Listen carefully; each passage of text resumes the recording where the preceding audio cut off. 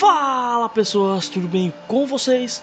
Lucas falando, e hoje vamos para a segunda parte falando um pouco sobre a personalidade, sobre a vida de Kiritsugu, o pai adotivo de Shinhou. Espero que vocês tenham gostado da primeira parte. Quem não assistiu pode assistir esse vídeo tranquilo e depois assistir o outro, ou assistir aquele e depois assistir esse. Eu vou deixar o link aqui na descrição, beleza? Então deixa o like, se inscreva no canal e bora lá pro vídeo. Kiritsugu tenta manter a crença de que não há diferenciação no sacrifício, que toda a vida é igual e escolher o caminho que leva a um sacrifício menor é sempre a melhor escolha, com um alvo que deve ser eliminado para salvar o mundo obtendo o grau. Matar 1000 pessoas para salvar pelo menos mais 5 bilhões deve ser uma tarefa fácil para ele. Ele se vê incapaz de fazê-lo quando planeja destruir o Hotel Riach. Ele odeia a ideia de romantismo fatal, com a esperança de que os inquilinos inocentes consigam escapar do hotel a tempo. Tais ideais e sentimentos o matariam no campo de batalha, então ele sente que deve se livrar deles o máximo possível. Ele tem uma conexão próxima com Maya, que é mais velha do que com a Icefield, compartilhando uma existência manchada de sangue que nem mesmo sua esposa viu. Ela age para ajudar a equilibrar suas emoções, pois muitas vezes ela é ainda mais sem emoção do que ele. Apesar de estar perto e ter tido um relacionamento por um longo período de tempo, ele não compartilha sentimentos românticos por ela e tenta simplesmente considerá-la como uma ferramenta que acabará morrendo para servir ao seu propósito. Porque permitir que sua esposa se sacrifique para completar o grau é uma traição ao seu amor. Não importa o que os outros digam, é necessário que ele não hesite nesta traição. Kiritsugu vê seu relacionamento com Maya como um ensaio antes dessa traição, uma forma de autoabuso para roubar seus nervos enquanto caminha por esse caminho. Durante os últimos momentos da vida de Maya, ele tenta calmamente dizer a ela que ela não tem nada com que se preocupar porque suas tarefas estão cumpridas. E simplesmente afirma: "Você vai morrer aqui." Ele se vê incapaz de falar e, em vez disso, quase se vê chorando por ela. Ela finalmente o lembra de seu propósito e diz a ele para guardar suas lágrimas para Icefield, permitindo que ele finalmente diga: "Maya, sua tarefa está completa."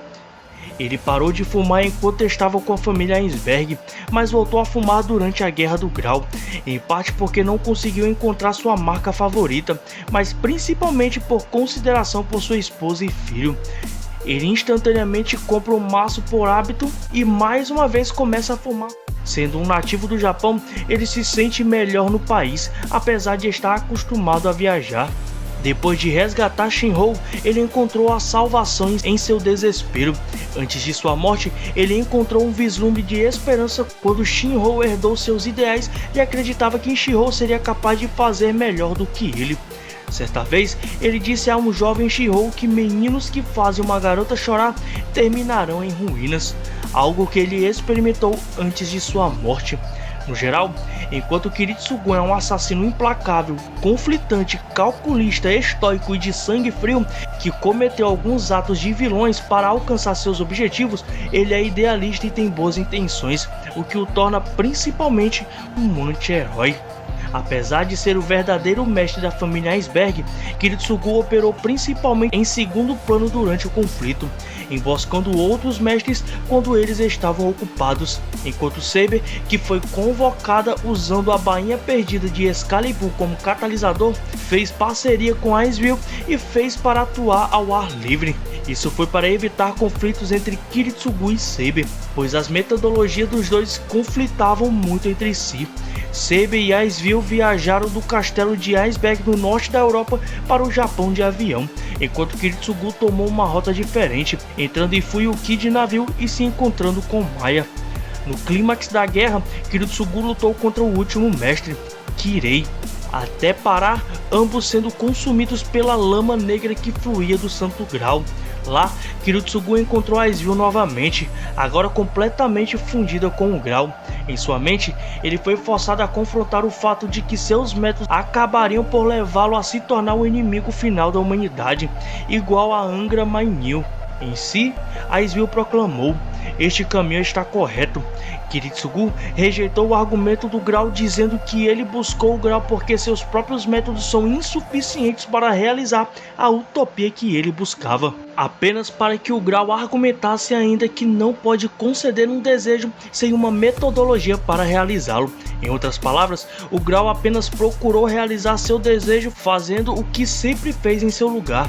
Agora, percebendo que o Grau estava corrompido e falso, Kiritsugu rejeitou a Svill, que colocou uma maldição sobre ele para nunca se livrar do arrependimento até sua morte dolorosa. Kirei, tendo passado pela mesma experiência, perguntou a Kiritsugu por que ele rejeitou o Grau. Kiritsugu o matou após uma resposta vaga. Kiritsugu apareceu durante a batalha final entre Archer e Saber e, sem explicar o que ele acabou de encontrar, usou todos seus selos de comando restantes para forçar Saber a destruir o Grau com Excalibur, fazendo com que ela desaparecesse. No entanto, Kiritsugu percebeu imediatamente depois que isso foi um erro, ao deixar o grande Grau intacto. A lama de seu núcleo foi capaz de derramar nas ruas abaixo, causando um incêndio que acabou destruindo grande parte do shintoísmo. Com o fim da guerra, Kiritsugu descartou sua fachada impiedosa e procurou expiar seus atos horríveis, quando ele se deparou com um Shinrou moribundo, aparentemente o único sobrevivente após o incêndio. Ele ficou muito feliz com a oportunidade de salvar uma vida. A fim de revivê-lo, Kiritsugu implantou Avalon no corpo de Shinrou. Kiritsugu mais tarde o adotou como filho, estabelecendo-se na nova residência Emiya que ele comprou durante a guerra. Ele conheceu Taiga Fujimura algum tempo depois, e devido à sua semelhança com seu primeiro amor, Shirley, ele a adorava muito. Uma vez que Shinrou tinha idade suficiente, Kiritsugu deixou Fuyuki várias vezes, viajando de volta para o antigo castelo de Von Ainsberg, tentando ver sua filha. No entanto, ele nunca conseguiu encontrar o caminho além dos campos delimitados, tendo perdido a maior parte de suas habilidades de magia. Após sua traição, em vez de tentar puni-lo, Jubes Taishek Ainsberg nunca mais permitiu Kiritsugu em seu campo delimitado e o mantém longe de sua filha, que é criada por Achi com a impressão de que ela foi abandonada por seu pai. Kiritsugu acredita que Achi deseja exilá-lo para carregar o deplorável status de traidor pelo resto de sua vida ou impor a punição mais severa que pode ser infligida por nunca mais permitir que ele veja sua filha novamente.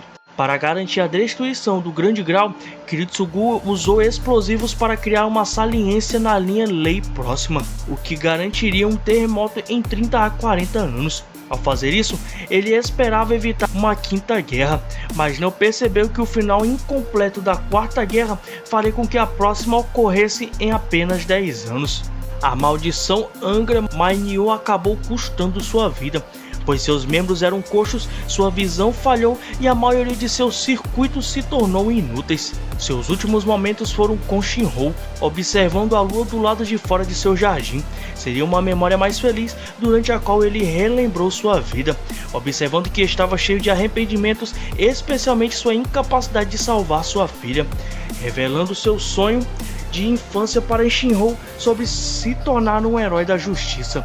Kiritsugu admitiu que o sonho era impossível de realizar quando ele se tornou adulto.